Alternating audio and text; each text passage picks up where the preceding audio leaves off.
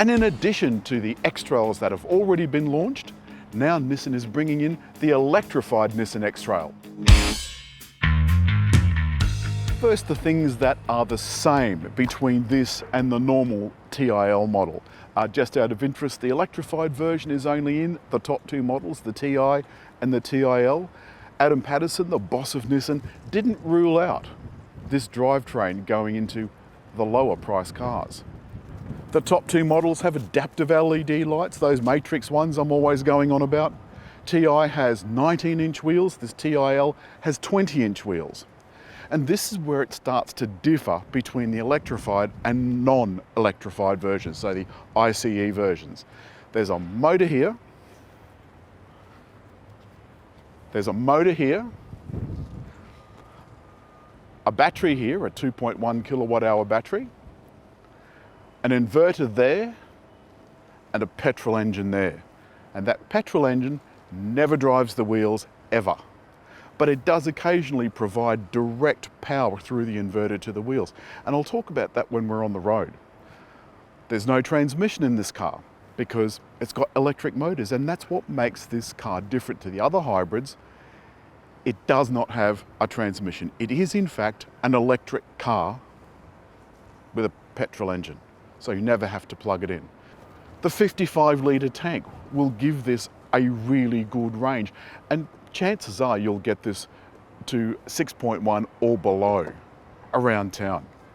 And all of these petrol electric cars are called e-Power, and that's the petrol electric bit. In other jurisdictions they have two-wheel drive versions. They're only doing the all-wheel drive version here, which is called E-4ORCE, spelt with a 4, so that would be E-4ORCE.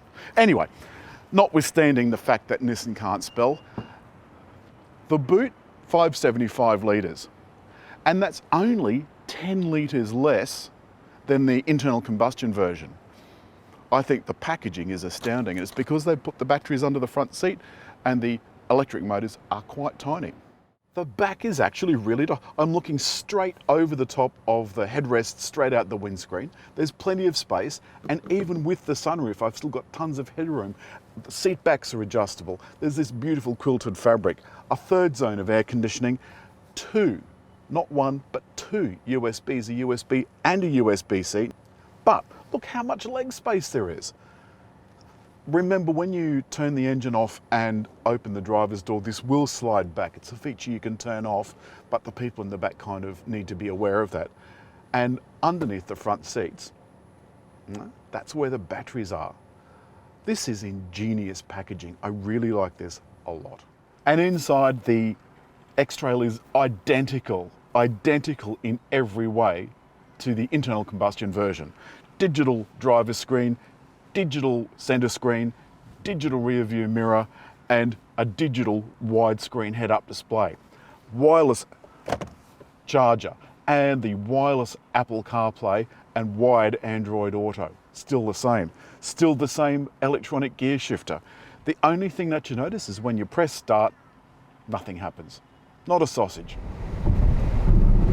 And coming off another Bradfield creation, the Story Bridge, you can hear how quiet this car is, and that's part of the charm of an electric car. Just turn that air conditioning down a bit because it was on non-Schwetz, which I'm actually fond of non-Schwetz. It's a very easy, very family-oriented car. The advantage of this electrified drivetrain means that the engine is now off. Now I'm just going to scroll up and over to, now I can see on my screen here, on my graphic, that the engine is now charging the battery and the wheels are also charging the battery. I put my foot down. Now the battery is driving the front wheels and it's driving the back wheels. Now it's driving just the front wheels. It's genius. So in that sense, it's exactly like an electric car.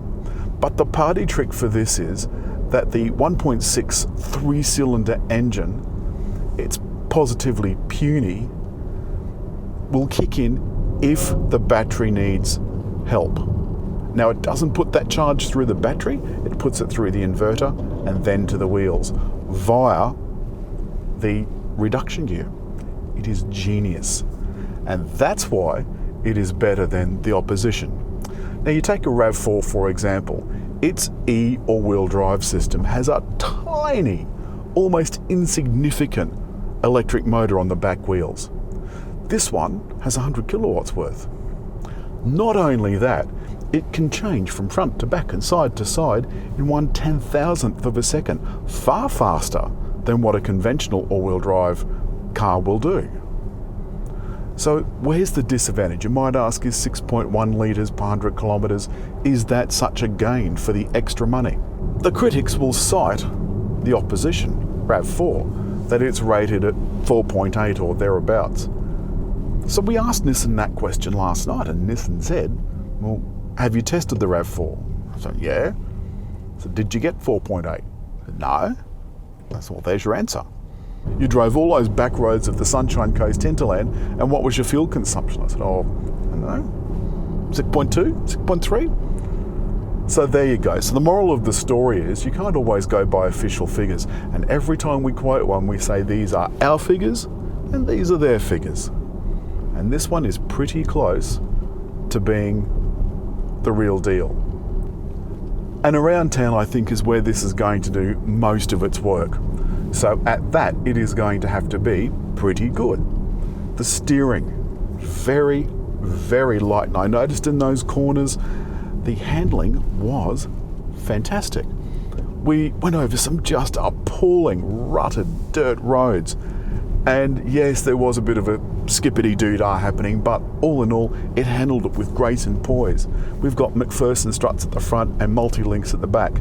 It's sophisticated and it feels it, and generally the ride is excellent. Then there's one more thing, one last thing that makes this superior to others in the class, in my opinion, and that is, it's got active noise cancelling. There's a speaker in the back, a subwoofer, that plays the opposite sine wave from the engine, so it cancels out the engine noise. And as this spins, you might say, what happens when the battery gets full? Well, yes, the battery does get full. The battery does get full indeed. And when it does, this little diagram will show nothing. No power is going anywhere, but what's actually happening is the regenerative braking that you're using going down that hill that can't go to the battery or be used for drive goes into the engine, but no petrol. So the engine effectively soaks up the wasted energy. Doesn't do anything with it, but it soaks it up. Then when you're ready to go, the battery now is half full, the battery will take over. So you could theoretically, if you were to press the EV button, according to Nissan, get around, they haven't tested it here, but get around 3 miles. Now, that's coming from Adam Patterson, who's a Canadian. I think he can still be considered to be speaking English, so he probably meant kilometres. Who knows? And the last advantage of the fact that this is just an X-Trail TIL with an electrified drivetrain is that it's got the same driver and safety aids as the rest of the range.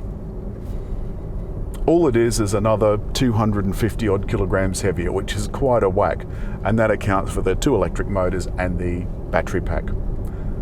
So is it worth the money? That's a burning question that only a buyer can answer. But what I can tell you is that it gives you the electrified experience without that awful elastic band feeling of a CVT, you know, that transmission that I hate with every fibre of my soul. So the electric feeling is what you're going for, and it's aimed at those people not quite ready to make that full leap into an electric car. You don't have to tether this to some poor unsuspecting power point. You don't have to worry about the charging point not being active or being busy or not working at all. You can just get in, fill the car and go.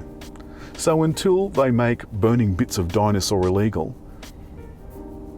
this is okay by me. That is all for the electrified Nissan X-Trail, which I've decided to call the Nissan Petrol Electric. As always, hit like, leave a comment, and there to subscribe.